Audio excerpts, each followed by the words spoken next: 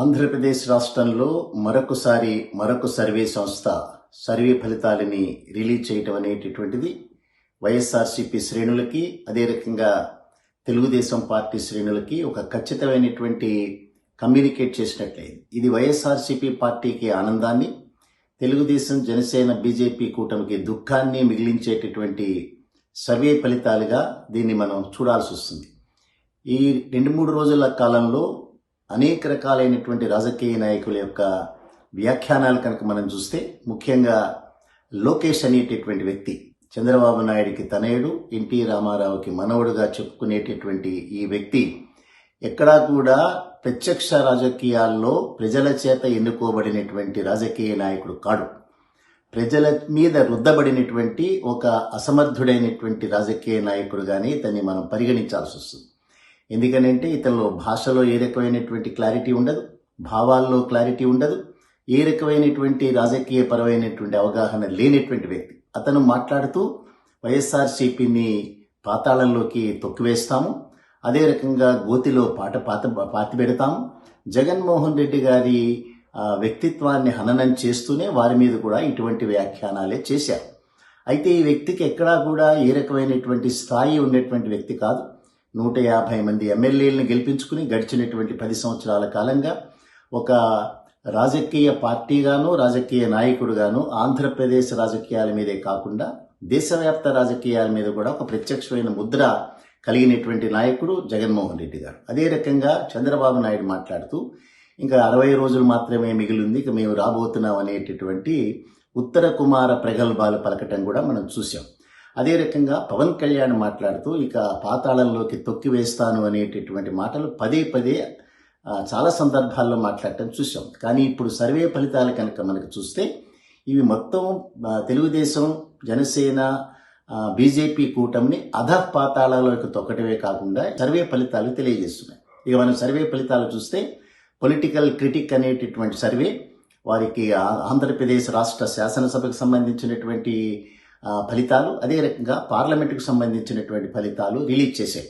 దాని ప్రకారం మళ్లీ ప్రభంజనంతో వైఎస్ఆర్సీపీ పార్టీయే ఆంధ్రప్రదేశ్లో అధికారం చేపట్టబోతోందని చెప్పి కన్ఫర్మ్ చేస్తూ రాష్ట్ర శాసనసభలో 121 స్థానాలని గెలిచేటటువంటి అవకాశాలు ప్రస్ఫుటంగా కనిపిస్తున్నాయని చెప్పారు. ఒక 5 స్థానాలు అటు ఇటు అయ్యేటటువంటి అవకాశాలు ఉన్నాయి.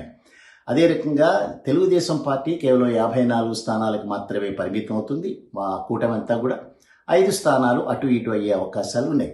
సో వారు చేసినటువంటి సర్వేలో మరొక ఆనందం కలిగించేటటువంటి విషయం వైఎస్ఆర్సీపీ శ్రేణులకి, అది 49.5%తో వైఎస్ఆర్సీపీ పార్టీ గెలవబోతోందనేటటువంటిది వారి సర్వే చెప్పినటువంటి ఫలితాలు.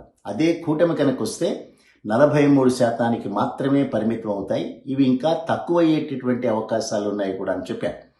అదే రకంగా పార్లమెంటు కనుక ఎన్నికలు కనుక చూస్తే దాదాపు 19 స్థానాలు వైఎస్ఆర్సీపీ కైవసం చేసుకోబోతోంది. 6 స్థానాలకు మాత్రమే కూటమి పరిమితం కాబోతోంది అనేటటువంటి మాట చెప్పారు. దానితో పాటుగా 50.5% ఓట్లతో వైఎస్ఆర్సీపీ పార్టీ గెలవబోతోంది పార్లమెంటు స్థానాలు.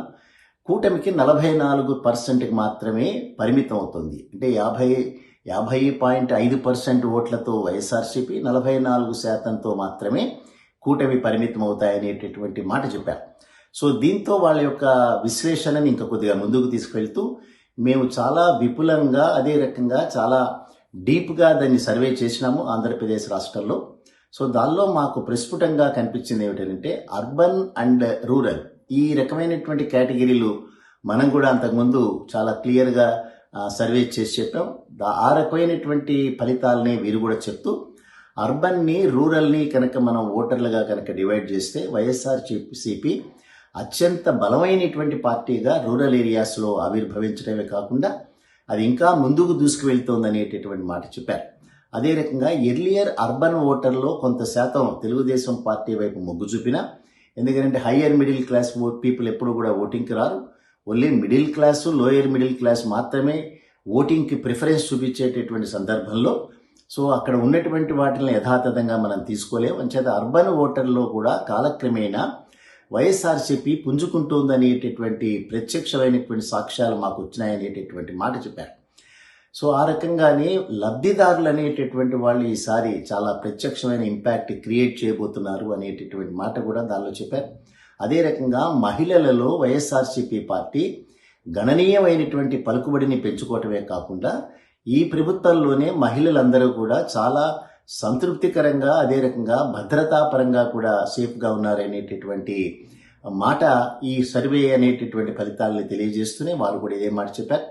సో అంచేత ఏ రకమైనటువంటి సర్వేలు చేసినా లోకేష్ మాట్లాడుతూ అన్ని సర్వే ఫలితాలు మా ఫేవర్లో ఉన్నాయనేటువంటి అబద్ధం చెప్పారు. ఏ సర్వే ఫలితాలు కూడా ఇంతవరకు నేషనల్ ఛానల్స్ ఇచ్చిన ఫలితాలు కానీ, అదే రకంగా రాష్ట్ర వ్యాప్తంగా చేసినటువంటి అనేక సర్వే ఫలితాలు కానీ ఏ ఒక్క సర్వే కూడా కూటమి గెలుస్తుందనేటటువంటి మాట చెప్పలేదు. చెప్పని మాట ప్రజల మైండ్ సెట్ మీద మేము గెలవబోతున్నాం అనేటటువంటి మాటని రుద్దేటటువంటి ప్రయత్నం తప్పిస్తే అన్ని ఛానల్స్ కూడా, అది టైమ్స్ నౌ అయినా లేకపోతే ఇండియా టీవీ ఛానల్ అయినా, ఏ రకమైన జీ న్యూస్ అయినా లేదా లోకల్ ఛానల్స్ అయినా, అన్ని ఛానల్స్ కూడా వైఎస్ఆర్సీపీ మాత్రమే ప్రభంజనం సృష్టించబోతోందనేటటువంటి మాటలు వారు చెప్పారు.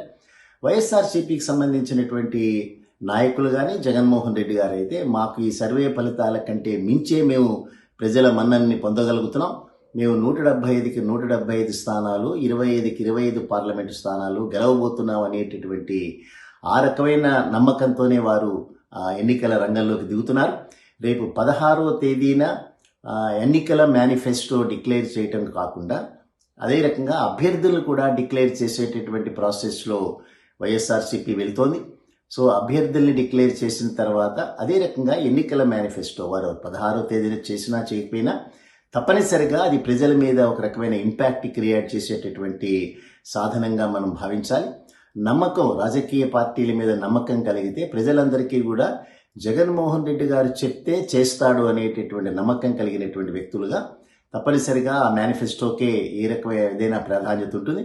ఏవైనప్పటికీ కూడా మేనిఫెస్టో తర్వాత కూడా మారేటటువంటి అవకాశం ఉన్న నేపథ్యంలో పొలిటికల్ క్రిటిక్ అనేటటువంటి సర్వే సంస్థ ఇచ్చినటువంటి వివరాల ప్రకారం రాబోయేటటువంటి రోజుల్లో వైఎస్ఆర్సీపీ ప్రభంజనం సృష్టించబోతోంది. కూటమి మళ్లీ చతికిలు పడేటటువంటి అవకాశాలే ఉన్నాయి. 2014 సంవత్సరంలో జరిగిన ఫలితాలు రిపీట్ అవడానికి ఎట్టి పరిస్థితుల అవకాశాలు లేవు. 10 సంవత్సరాల ఎన్డీఏ పాలన చూసిన తర్వాత మైనారిటీలందరూ కూడా ఆంధ్రప్రదేశ్ రాష్ట్రంలో అభద్రతా భావంతో ఉన్నారు. 12% ఉన్న మైనారిటీలు ఏకపక్షంగా గంపగుత్తగా వైఎస్ఆర్సీపీ పార్టీని మాత్రమే ఫేవర్ చేస్తున్నారు అనేటటువంటిది పొలిటికల్ సర్వే చెప్పినటువంటి సర్వే వివరాలు.